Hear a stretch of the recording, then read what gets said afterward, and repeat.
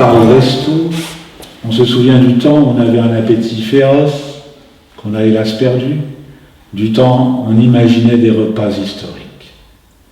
Des repas pantagruéliques où ce serait Carpaccio qui apporterait l'entrée. Du Carpaccio à la vénitienne, évidemment. Et le parmesan. Il faut mettre à l'ouvrage les peintres, surtout les maniéristes. Ils ont la manière, la grâce, le doigté. Le parmesan qui, de son côté, nous procurerait le parmigiano reggiano, détaillé en copeaux pour l'en parsemer, tout en le contournant de quelques feuilles de basilic finement hachées. Guignol, dépêché de Lyon avec son ami Gnafon, le fameux Gnafon la caisse, de 12 bouteilles, sans modération. Et Walter Scotch, venu directement d'Édimbourg, s'occuperait des boissons alcoolisées. Tandis que Casimir Perrier aurait en charge les eaux de marque, pétillantes et plates. Louis II de Bavette régnerait sur les viandes, diverses et abondantes. Et Charles, c'est logique, ferait rissoler les écharlottes qui vont avec, comme on dit à Anderlecht, quand elles accompagnent les frites. Quant à la Gardère, on parle de la Gardère, des gardes-barrières au chemin de fer, le vrai mousquetaire. Tout en enfilant quelques piques-assiettes, il veillerait à la bonne cuisson des brochettes. Philippe de Macédoine, qui en est l'expert, préparerait ce rafraîchissant dessert de fruits qui porte son nom, tout en comptant sur Magritte et les Dupondet pour ce qui est de la qualité de leur melon. Pour terminer en beauté, les frères Mignard nous régaleraient de leur mignardise et le torréfacteur Cheval, en personne, nous servirait un de ces petits cafés serrés dont il a le secret. Bref, on s'en serait mis ras les trous du nez. On imaginait de sacrées pêches miraculeuses. Car nul besoin d'être le Christ sur le lac de Tibériade, si j'ai bonne mémoire, pour faire une pêche miraculeuse. On serait même étonné de voir tout ce qu'un poète peut, de son côté, ramener au bout de sa ligne ou dans ses filets langagiers. Qu'on en juge, casier par casier.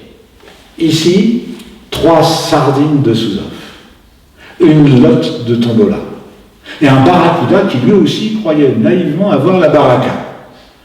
Là, une plie, qui ne se veut pas, une ablette en chocolat, un serrant les fesses et une raie qui fait pareil au même endroit. Plus loin, un mérou avec roupette, une crevette enceinte jusqu'au bout, c'est le bouquet, et un crabe décapodable qui en pinçait sec pour la zézette d'un zé au point d'en zozoter. À 2 pas de la criée, 2 morues en habit à basque et une rascasse de bas-quartier à, dit-on, carchérisé.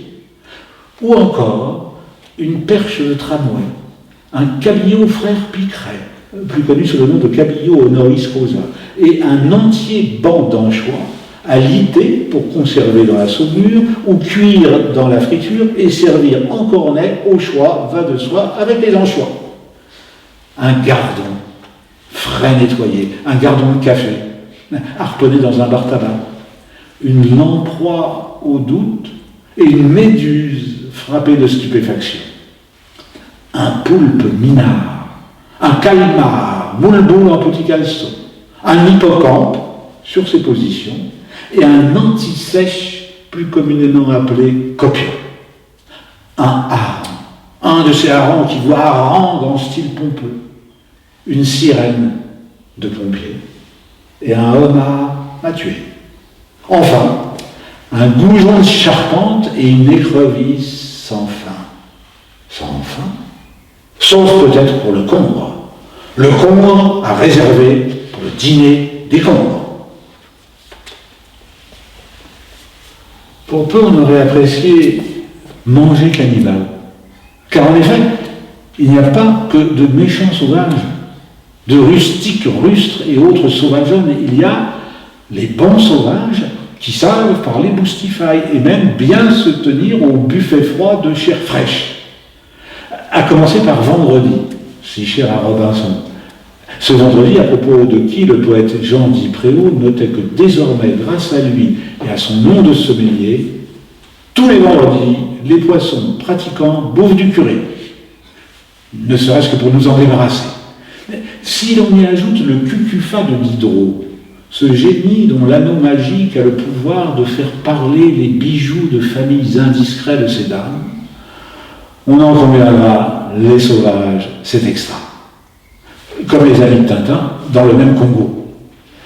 Quoi de plus sympathique en effet qu'un indigène, certifié du cru, en train de dévorer un missionnaire dodu, bien assaisonné, relevé, bardé bon gras et ficelé avec son propre chapelet. Un missionnaire cuit à la broche ou en papillote, tel une patate en robe des champs, prête à être épluchée et avalée d'un trait. Un missionnaire d'Hergé ou capturé dans le Don Bosco de Givet. Au choix. Les cannibales. Question gastronomie, c'est vraiment le mec ou la gonzesse plus ultra. C'est propre, pas de traces. Ça n'encombre pas les poubelles, c'est juste quelques os sucés. C'est parfait et très citoyen.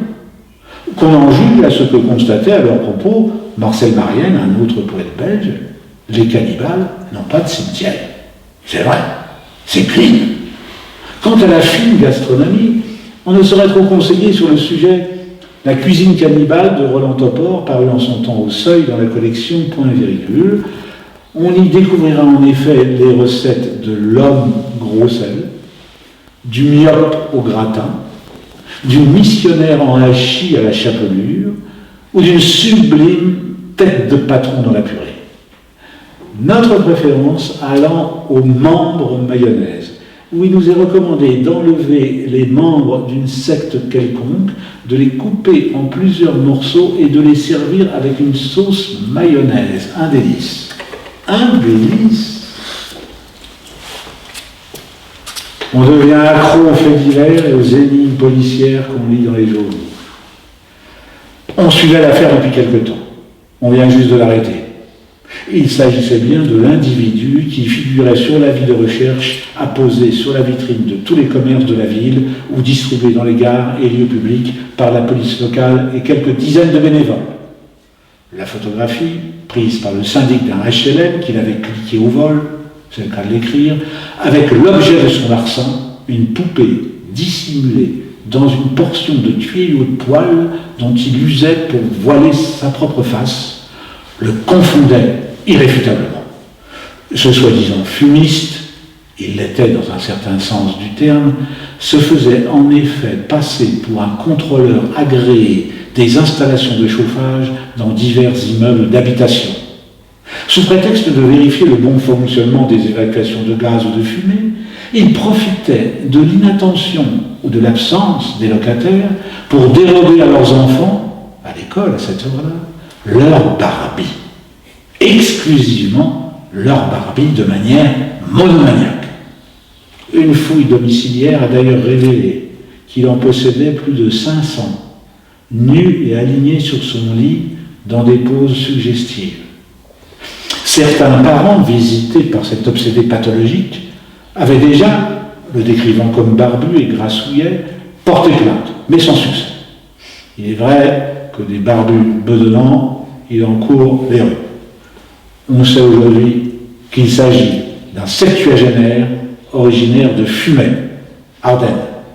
Quelle coïncidence pour un fumiste. Et qu'il a été placé en garderie à vue dans l'école primaire du collège Saint-Pierre à Uccle, dans la section des petites filles, où il a été prié, comme elles, de porter l'uniforme réglementaire, jupe plissée et gilet bleu marine, chemisier blanc à col Claudine, chaussettes ou collants bleu ou gris unis et sans fantaisie. Dans le coin, à genoux et le dos tourné à la classe, tous les jours, de 8 à 15h30, sans récré ni cantine, et le soir, pas de télé.